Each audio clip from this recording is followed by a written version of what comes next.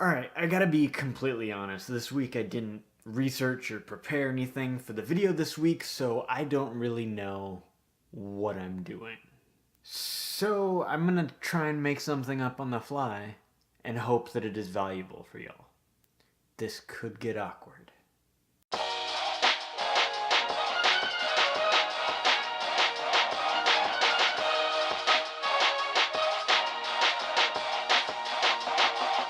What's up everybody, I'm Josh and welcome to Christian Sophistry, taking apologetics to the next level. And before I jump into the video, let me just go ahead and explain that tagline for a second. When I say taking apologetics to the next level, I don't mean that I have some kind of superior form of apologetics here. What I mean is I want to, on this channel, promote a better practice of apologetics. One where we exercise both character and humility in our engagement with people of other worldviews. I think that there are two important challenges in apologetics. One of them is challenging ourselves, and the other one is challenging others. And there are lots of other apologists out there who are way above my education level, who can teach you to challenge others better than I can, I think. And if you're just looking to challenge others, I might suggest that you're doing it wrong. But despite the fact that there's a lot of really great stuff out there in terms of like being able to challenge others with it, there's not a lot of people that are talking about how to use apologetics to challenge ourselves. And I believe that apologetics gives us an opportunity to challenge ourselves either intellectually or in our character. In this video, I want to discuss a concept that challenges us in both of those areas, and that is the art of I don't know. Now, a lot of us like to pretend that we will ever be at the level of these career apologists who very rarely get stumped and usually have answers for questions that they come across. Sometimes they can get stumped, but not that often. But the truth of the matter is very few of us are actually going to reach anywhere near that level unless we have the time or money to invest in 2 PhDs. And even if that were the case, these professionals have years of experience and a genuine talent for this area.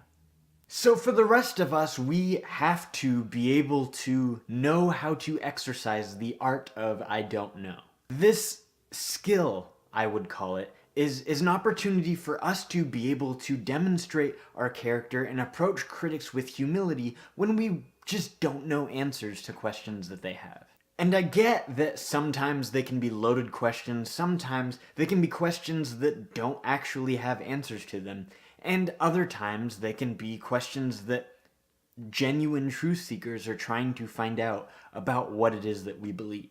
If you engage with critics on a relatively regular basis, I think what you find is that sometimes you will run into critics that are not looking for genuine truth-seeking conversations. Sometimes there are critics that won't be convinced by good arguments or evidences no matter how strong they are.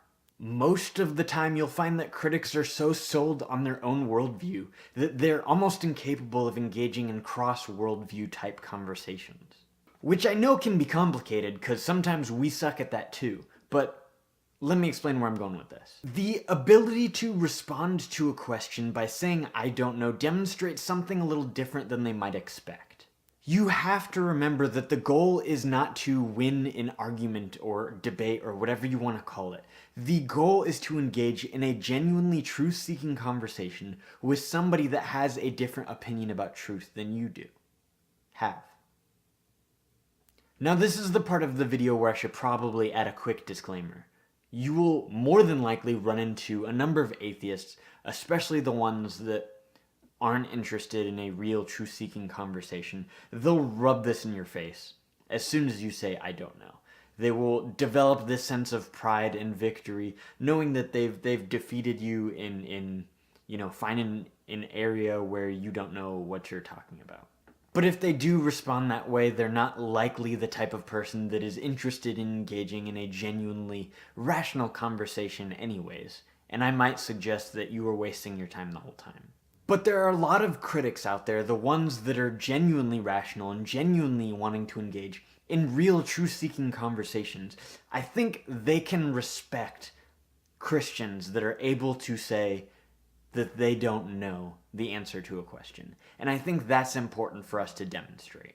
When we appear to think that we know everything or have a response to every question that we come across, critics get rightfully suspicious, because even the professional with 2 PhDs does not know everything and doesn't have answers to every question that is thrown at them. And I think it's important for us, especially as people that are likely less educated than those people, we have to be able to engage with critics honestly and let them know when we don't know the answer to the question. Now, you can't do this as a cop-out to, at the end of a conversation, try and get out of it and just say, I don't know, and back out of it. That is not humility, that's the opposite of it. You're kind of running away from your problems at that point.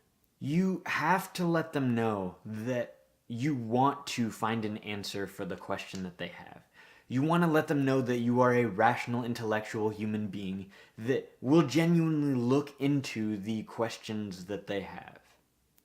I think the art of I don't know is a symptom of a growing apologist, somebody that is actively seeking to grow in their sphere of knowledge. The only way that we actually continue to learn is because of I don't know. We can't pursue knowledge in something if we don't know that we don't know it. I don't think that the fact that we don't know something should be something that we hide from the rest of the world. I believe that if we demonstrate this more publicly, then we demonstrate to people that we are recognizing areas where we do not know the answer to certain questions. We don't know things. There's a lot that we don't know, and if we can recognize those things, then we can pursue an understanding of them. Wow, you know, this actually turned out to be a kind of more valuable video than I anticipated that it would be. Yeah. I think if there's anything that I want you to take away from this video, it's that I want you to admit that you don't know. Whether that's to other people or just to yourself, I want you to have the humility to admit and recognize things that you don't know so that you have the ability to pursue those things. And I hope this video was valuable. I am sorry that I didn't put more work into this week's video, but I hope it turned out well, and I think that I was able to contribute some of my more unfiltered thoughts that I think you guys should hear about. But yeah, that's it for this video. So if you thought this video was valuable, please like and share this video with your friends. If you want to engage in this conversation, I know I didn't say this at the beginning, hit that subscribe button down below and the bell notification so you don't miss anything. Otherwise, that's it for this video. Thanks so much for watching, and as always, thanks for arguing with me.